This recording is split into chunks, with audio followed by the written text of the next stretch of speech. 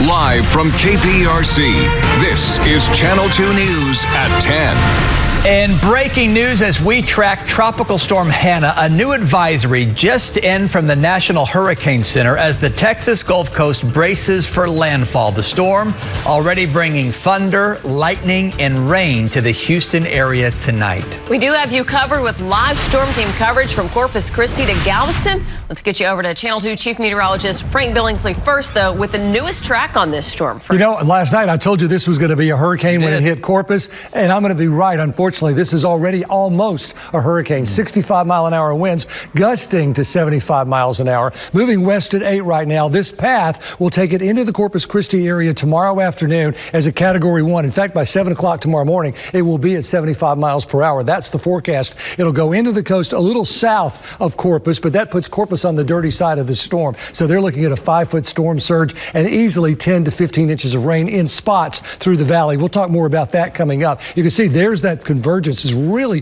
the circulation is really starting to tighten up. So we've seen a lot of this rain wrap into that, which is why we've dried out somewhat. We see a few showers tonight, but I think as we get into tomorrow, we're going to see a lot more. So far, we haven't had too much to worry about. But there are flash flood watches through 7 o'clock Sunday morning to our south. And these green areas for parts of Harris County and Galveston, that's a coastal flood warning, 1 to 2 foot storm surge with high rip current risk. But really the action now is really focused on Corpus and down through Kennedy County and down toward Port Mansfield. Channel 2's Michael Leparty is live in Corpus Christi tonight. Good evening, Michael. What you got? Hey, Frank, I know it's tough to see, but that's actually the Gulf back there behind me. We had a little bit of wind and a little bit of rain today, but as you just stated, conditions expected to get worse overnight. Along the Gulf, some beaches are already closed, but that didn't stop people from coming out for one last look before the storm. And in Corpus Christi, a few homes in this business had boarded up. Depending on how fast the storm moves through the area, if it moves real slow, it's going to dump a lot of rain in the area, which will cause a lot of problems. Tropical Storm Hannah is forecast to make landfall on Saturday as a hurricane. Officials here are preparing for the possibility of 5 to 10 inches of rain. Hopefully just some heavy rain, some winds, hopefully nothing too bad. Eileen Davila came down for a day trip and was headed home to Victoria before the weather gets worse. We hope everything turns out fine. Hopefully everybody's prepared.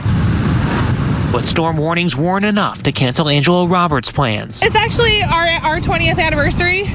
So we came down for the weekend just to have a weekend alone away from the kids and stuff. Now they'll be sharing the moment with a storm named Hannah, which is slowly headed towards Texas. And some of the people who live here, of course, may have experience in dealing with storms, but local leaders don't want them to let their guard down.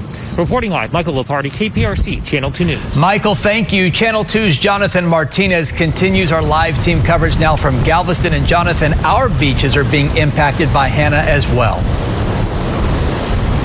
You know what, Chris, right now things are starting to pick up as far as the wind is concerned. And although Hannah isn't supposed to make a direct hit here in our immediate area, take a look behind me. Her presence is certainly being felt. Those waves, an indication something is brewing out in the Gulf. It started out sunny and now it's really rainy and the wind is blowing. We had to get out of here. Strong winds and the occasional downpour, just enough to cause beachgoers to pack up and head out. County leaders choosing to close Surfside Beach ahead of Hannah's arrival farther down the Texas coast. It's our first time over here and it doesn't look good, so we gotta go home. High surf and gusty winds were also felt a short drive away at the San Luis Pass. Although the waves were rough, people were still out taking in the sights. It was much of the same at Jamaica Beach, where flags whipped in the wind and waves crashed along the shoreline. While Hannah's target appears to be elsewhere for now, her arrival also a reminder of how busy the hurricane season can be. Been watching it on TV for a couple days, so I think tomorrow it'll be a lot worse. And most of the visitors we spoke with say they felt county leaders made the right call in closing the beaches. Better safe than sorry. We are reporting live tonight from Galveston Island. I'm Jonathan Martinez, KPRC, Channel 2 News. Jonathan, thank you. And stay with the Channel 2 Severe Weather Team. We'll have live storm team coverage when you wake up tomorrow morning on Channel 2 News today. And you can also track the storm by downloading the KPRC Hurricane Tracker app. It is free in the App Store. A return to normalcy, kind of, in the age of the coronavirus pandemic. Our Houston Astros holding their home opener at Minute Maid Park tonight in downtown Houston, nearly 4 months late and without a single fan in the stands. Well, there sort of are some fake ones, cardboard cutouts that you see there. I see you there. We have live team coverage tonight. We begin with Channel 2 Sports Director Randy McAvoy live at the Juice Box tonight. Randy, it must have felt strange to be inside that empty stadium tonight. Yeah, very weird feeling. I've covered baseball and the Astros for so many years, and I can tell you, I've never dealt with anything like this tonight. We had real baseball. That was great to see, but just the environment was certainly unreal. But so far, a great night for the Astros on this opening night. Big five-run fifth inning right there, and they lead at 6-2 right now in the sixth inning. But as I posted on Facebook and Twitter, outside of the game itself, the big story inside of Minute Maid Park, and you guys just alluded to it, were the cardboard cutouts that you're seeing in all the ballparks right now, but definitely here at Minute Maid Park tonight out in the Crawford boxes. No fans, but a lot of the cutouts on display. They've really filled up the boxes tonight. Tonight they did pop in crowd noise throughout the game here at Minute Maid Park, which helped a lot, but still very quiet with over 35,000 empty seats. Inside, from my vantage point on the second level, you can really not only see it all, but you could hear it all as well, all the way down to the chatter from both dugouts. That really stood out to me tonight. And when the hitters made contact, bat on ball, it really echoed throughout Minute Maid Park. Again, a weird feeling, but the players were focused and locked in because this is real baseball between the lines. The games that count, the first of 60 they will play over the course of the next couple of months or so. But again, Astros looking good right now. They lead it over the Mariners. But you know what? No fans here tonight. But the fans were made their way around the Houston area to local sports bars to watch the game. And right now, let's have more with Vanessa Richardson. She caught up with some fans here in Houston tonight. Vanessa? Hey, Randy, many Astros fans have the same opening day tradition every year. They go to Lucky's Pub in downtown Houston, and then they walk to Minute Maid Park. This year, of course, their plans had to change. Not only are fans prohibited from Minute Maid Park, but Lucky's downtown permanently closed. So their loyal patrons figured they would make the most of the situation, driving to this Lucky's Pub in Katy. Fans clapped as the Astros lineup was announced. Folks here just enjoying being with friends and finally seeing some baseball. Well, for opening day, it's always been. I mean, most of Houston normally goes to Lucky's downtown. Unfortunately, due to COVID and a whole bunch of different reasons, they had to shut that location down. But that used to draw 10,000 people or more for opening day. So that was our routine. That's what we did. We love Lucky's Pub, so we still come here and we support Lucky's Pub regardless of what location they have. But honestly, we're almost to the point now, they've taken so much away that we're just happy to be able to watch something on television. Just happy to be here tonight supporting the Astros because I've missed them. Yes, I think we all missed them. And by the way, everybody that walked in Lucky's Pub had to have a mask until they got to their table. A lot of the tables were blocked off due to social distancing. But as you can tell, people were joyful and people were just happy to watch live baseball.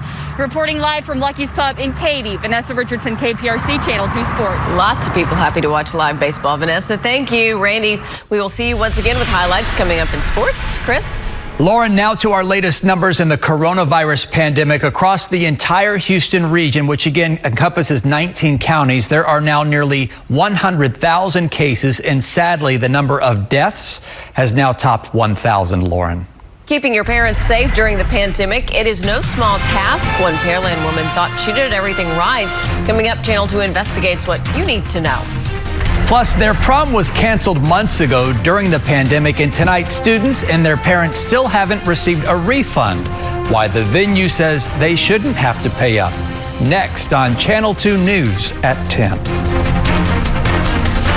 New at 10 now, their high school prom was supposed to happen months ago, but just like with nearly every other event during the pandemic, it was canceled. Tonight, hundreds of families are still waiting for their refund. Channel 2's Roseanne Aragon is live at the event venue on Houston's South Side and just talked with parents. Roseanne? That's right. Stratford's prom was supposed to be here at the Citadel Houston in July, but when it was canceled again, parents didn't appreciate the venue's response.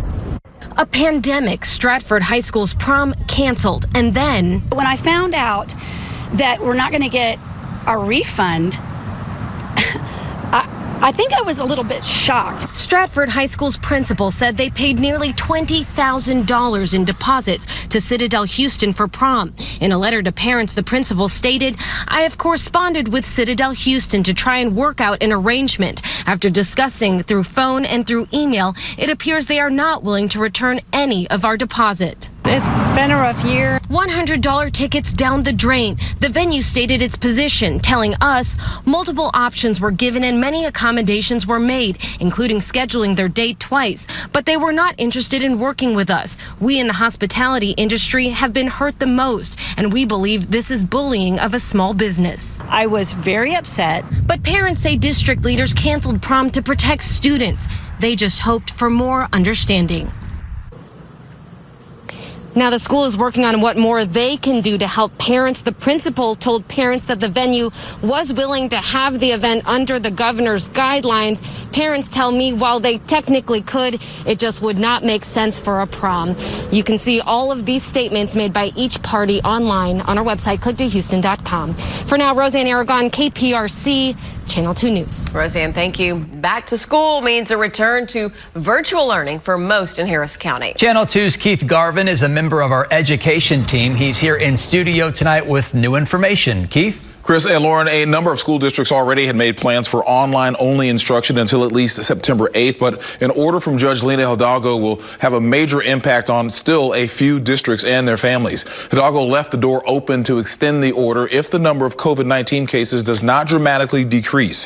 Virtual instruction is allowed consistent with individual district or school academic plans.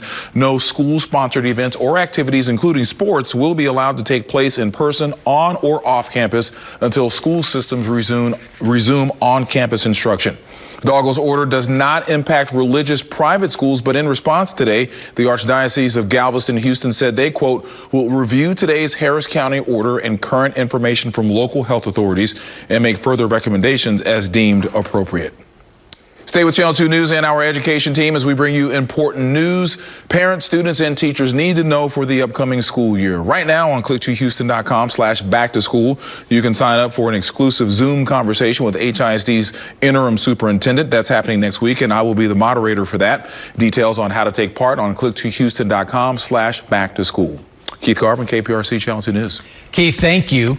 The pandemic poses a particular problem for older generations. You have probably heard that. The question is, how do you protect your parents? And how can you help make sure that they stay safe, especially if they need outside caregivers inside their home? Tonight, Channel 2 investigator Joel Eisenbaum has what you need to keep in mind.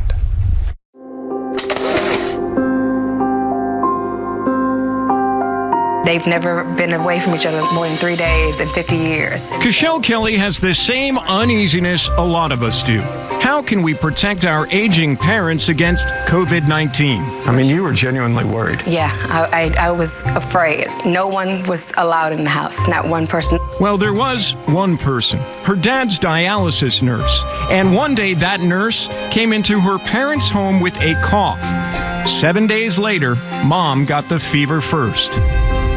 And then they both had it at the same exact time because the very next day my dad tested positive. If the Kellys, a family more careful than most, couldn't stay safe, what in the world are we supposed to do? The minute that they step foot in your home is going directly to, the bathroom and washing their hands. Chanel Williams runs a company called Friendly Faces Senior Care. It was not one of her nurses who got 76-year-old Roy and 74-year-old Glenna sick.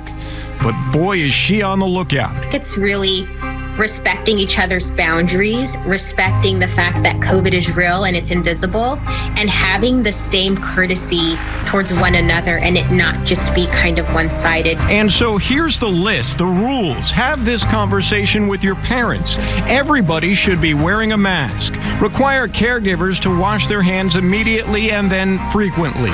Social distancing should be observed as much as possible, and before anybody gets in, pre-screen the company and pre-screen the individual. I mean, you're like an investigative reporter on that. Yes. Cachelle's mom, after a month in the hospital, is now healing at home. Both of her parents are on the road to recovery. But the Kellys have stepped it up a notch, not only in sanitizing, but in screening. How many patients do you handle per day? How do you disinfect equipment? When were you last tested? Who do you live with? Yes, she got that personal. She says she had to. I ask those questions, and I hate to be intrusive, but it's a matter of life and death of your habits and where you go and your lifestyle right now.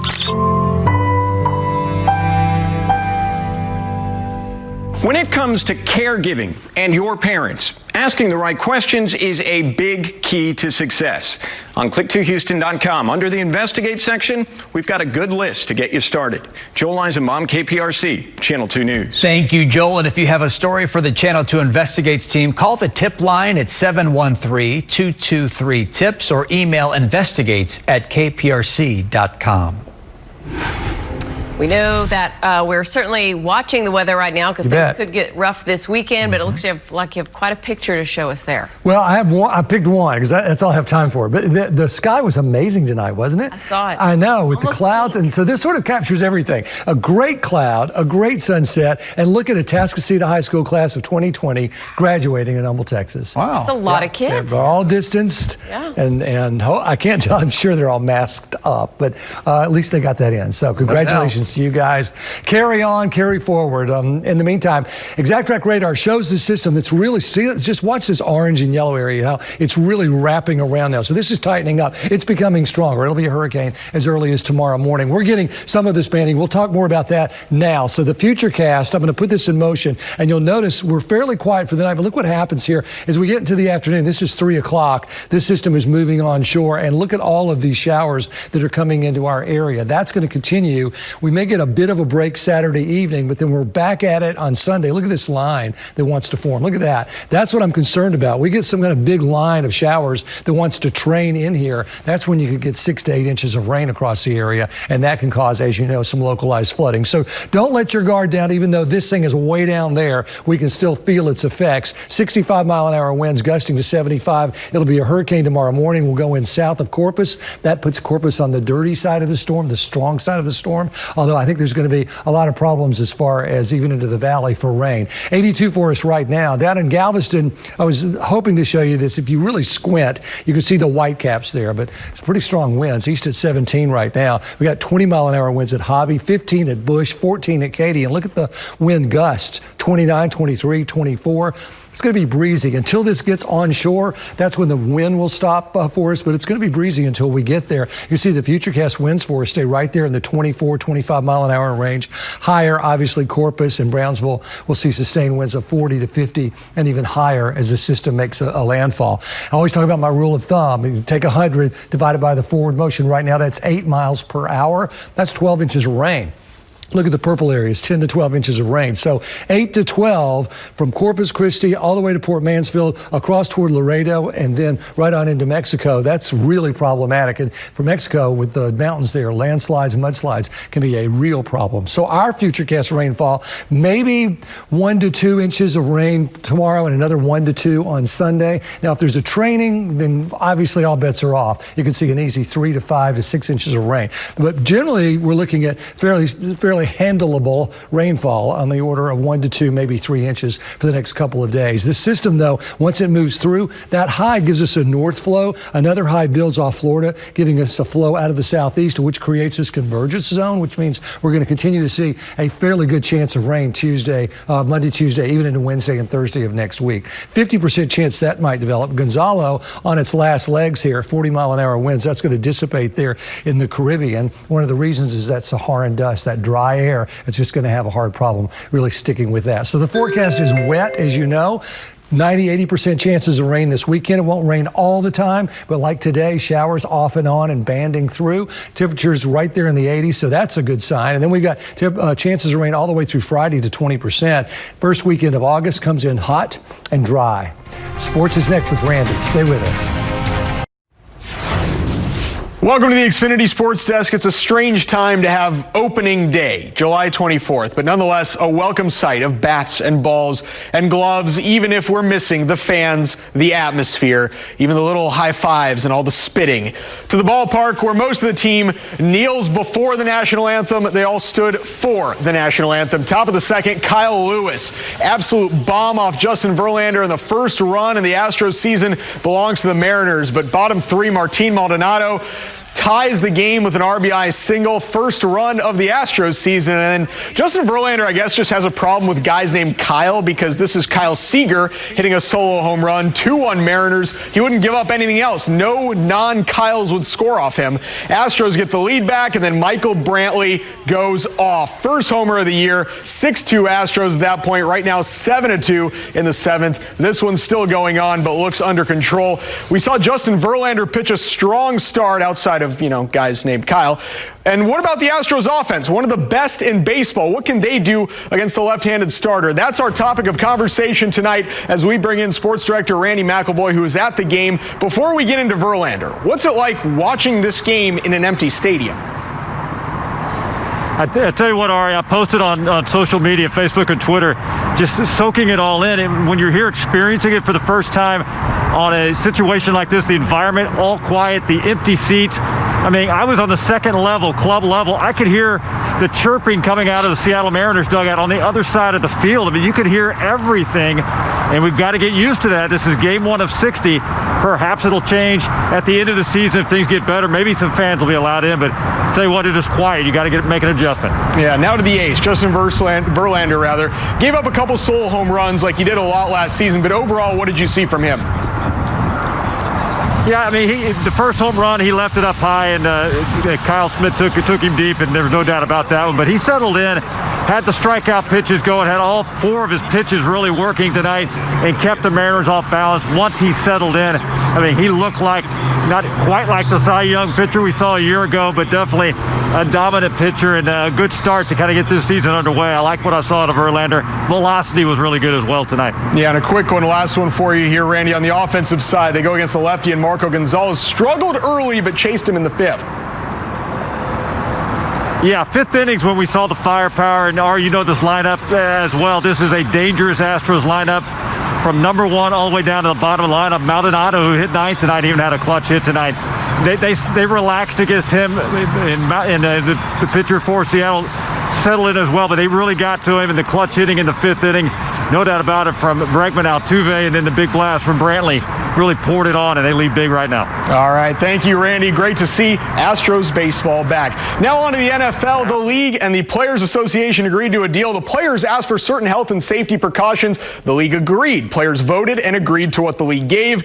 All that word salad means, it just means that training camp, not spring training, still thinking baseball, starts on time. July 28th, we have Texans training camp back. Rockets playing against a different team, taking on the Raptors, and good to see Russell Westbrook back after battling COVID. 10 points for Russ. James Harden had 24 points, 10 assists. The Rockets lose, but more importantly, no one got hurt. They play the Grizz on Sunday, so this week alone, baseball is back. The Houston Dash have a championship game. Football starts training camp. Basketball is back. Sports. Sounds like progress. It's amazing. All right, Ari, thank you. We'll be right back. All right, Frank, one last look at the Gulf. Hey, take a look at this. There's tropical storm warnings that have been issued into the High Island area simply because we're seeing some 39-mile-an-hour winds. It doesn't take much wind to drive that water 1 and 2 feet up onto Bolivar and also to 3005. So be careful down there. It's going to continue to be really just windy until this system makes a landfall. And that's going to be tomorrow afternoon as a hurricane. So we will watch it. All right. Thank you for joining us. The Tonight Show is coming up next. Have a great weekend, and we'll see you again on Monday.